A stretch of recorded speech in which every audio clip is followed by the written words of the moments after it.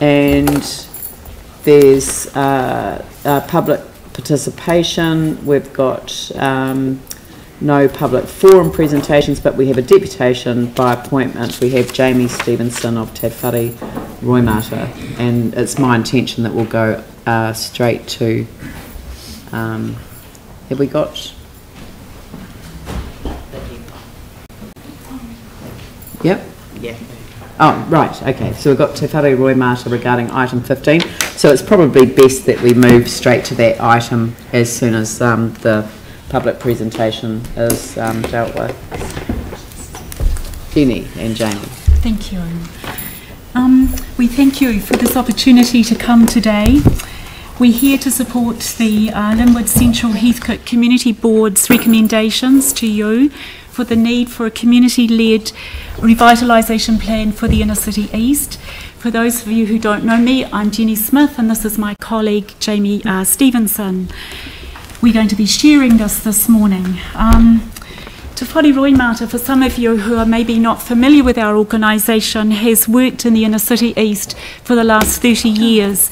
Was initiated by the City Mission and has been involved in facilitating a range of neighbourhood community-based solutions to the issues that this neighbourhood has faced. Some of you may be familiar that it is a decile 9-10 area, and so a lot of the issues around marginalisations have been present.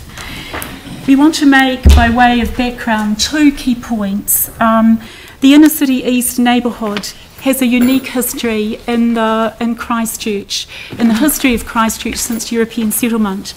And that is particularly the unique historical role it's played in housing single people, right from early settlement days through to particularly post-war. And it's a role that's not found elsewhere in the city, and yet it continues despite the damage that's been done as a result of the quake. So it's a unique place that, as we say, can't be found elsewhere. Community studies repeatedly confirm that this strong community is vibrant, well-connected and supportive, with a sizable number of people who've lived in the neighbourhood for 20 plus years, some 50 plus years, and that there is there's a number of social service agencies who've been strategically located in this area and play a key supporting role in supporting residents. So think Wellington and think Auckland, of what has happened with the gentrification of those areas. We are not at that point in the City East, but that's why we're saying it's a vital area that needs to be supported and not go down the track of, say, Auckland and Wellington. So why the need for a plan?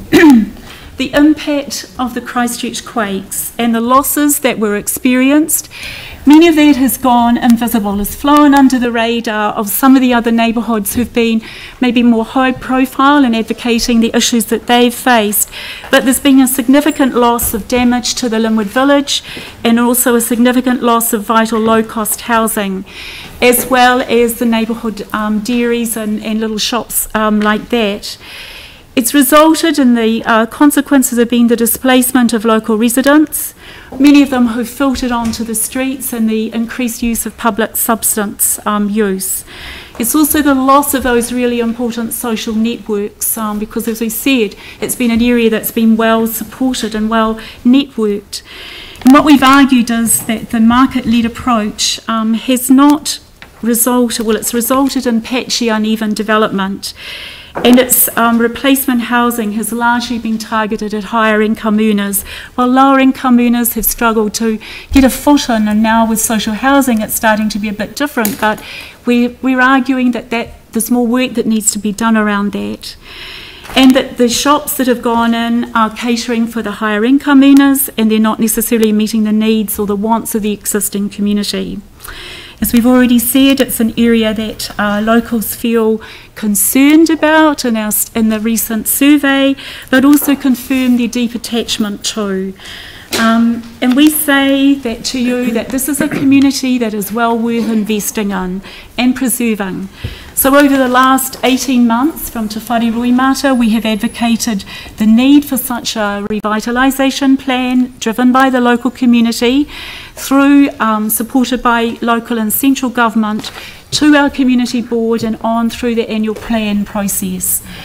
So what we're advocating is a bottom-up community development process which acknowledges and respects the history and the traditions of the area, gives positive regard to the existing community, which needs to be the focus of any revitalisation plan, recognises that there are underlying tensions, that the marketplace is not going to be able to resolve easily, and that what we hope out of this will be a win-win for all the various levels of the community, that will build on the preliminary work that was begun in the community survey earlier this year, and then will allow for the people of the inner city to be able to be involved in processes.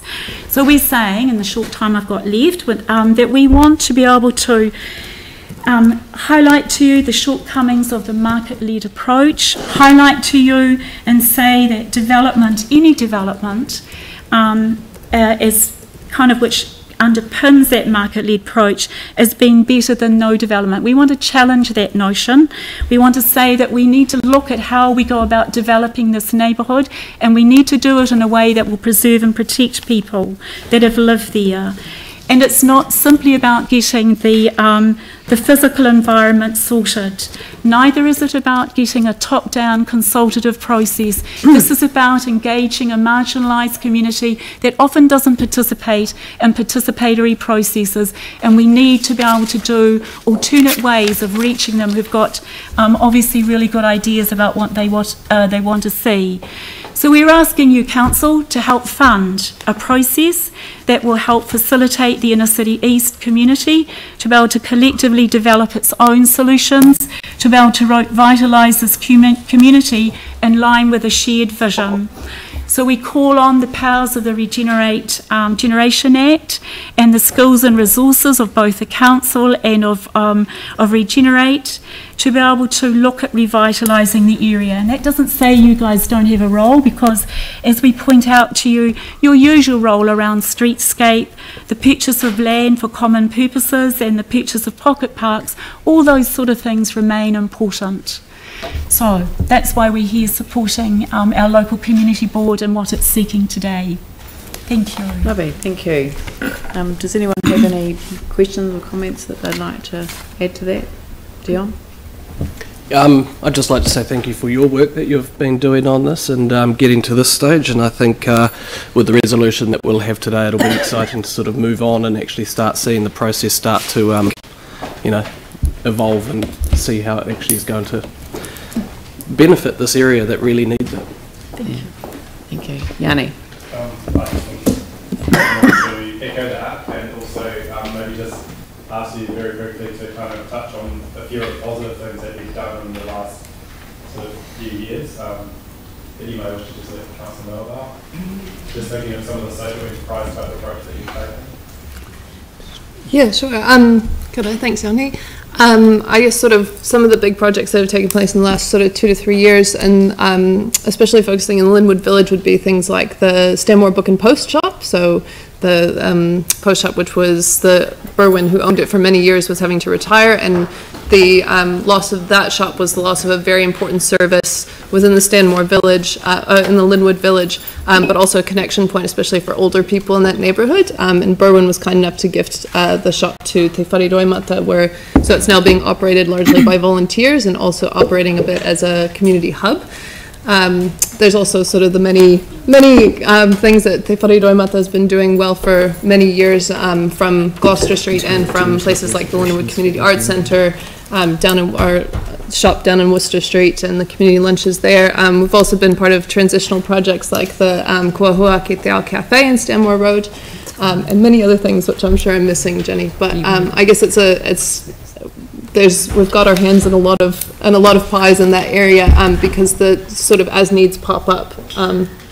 Yeah. And I think to answer that as well, Yanni, the reality is that it was going to die. If we didn't take on the post shop, what was going to be left, a very popular butcher shop, but not a lot else that was going to attract people to the neighbourhood.